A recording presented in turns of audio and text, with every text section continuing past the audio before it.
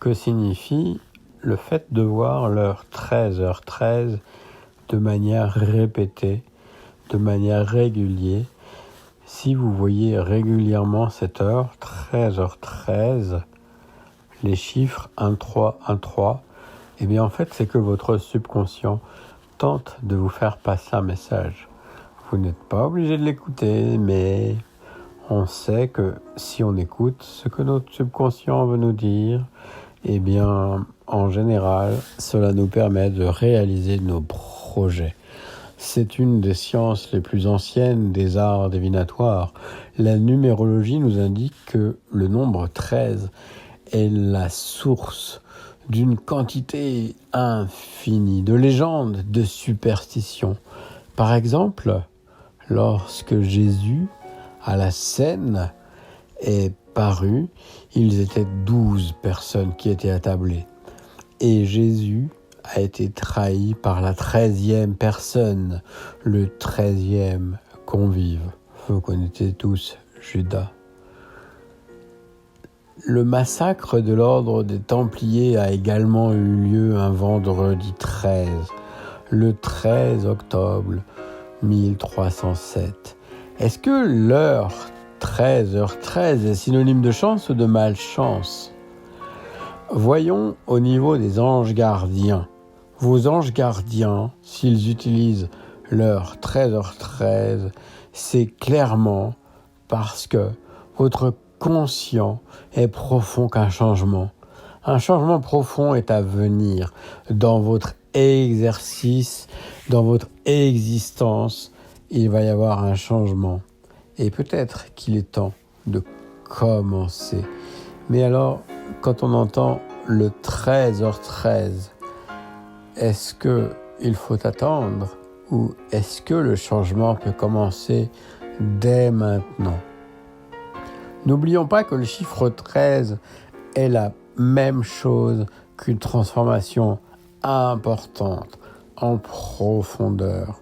Le 13h13 est à votre côté, dans cette période de votre vie où il est besoin de faire un changement. Peut-être que vous avez eu des hauts, peut-être que vous avez eu des bas, ou peut-être même que c'est des choses qui se représentent, un peu comme un cycle. Mais le 13h13 est là pour vous. Il va vous aider, il va vous soutenir dans cette période où c'est une mutation progressive. Et si jamais vous vous demandez si vos objectifs sont compliqués à atteindre, si jamais vous vous demandez si vous allez réussir à atteindre vos objectifs, alors si vous voyez le 13h13, eh bien peut-être qu'il est temps pour vous de réviser vos choix. Et oui, je sais que cela peut être perturbant, mais peut-être que vous devez prendre du temps pour vous-même, à l'intérieur de vous, un peu comme une introspection. Et quand on fait cela, quand on prend le temps de la réflexion et de l'intériorité, cela nous permet de passer à autre chose. C'est aussi un excellent moyen de renforcer à la fois son épanouissement et son équilibre sur tous les plans. Restez bien jusqu'à la fin parce que c'est aussi bien sur les plans professionnels, financiers, amoureux que de santé. Est-ce que ça vous est déjà arrivé d'entendre quelqu'un qui dit « dans mon ancienne vie, auparavant », etc.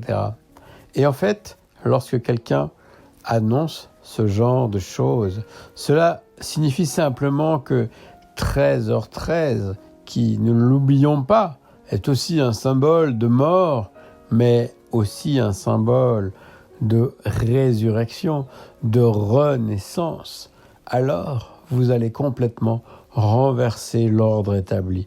Vous allez changer vos habitudes, vous allez prendre une nouvelle direction. Votre chemin de vie et votre ange gardien ne sont là que pour vous soutenir dans cette demande, dans cette démarche. Préparez-vous. Cela va enfin vous permettre de révéler le meilleur qui est en vous. peut-être bien d'ailleurs que ça en étonnera, peut-être bien que ça en étonnera plus d'un, y compris vous-même. Y compris vous-même.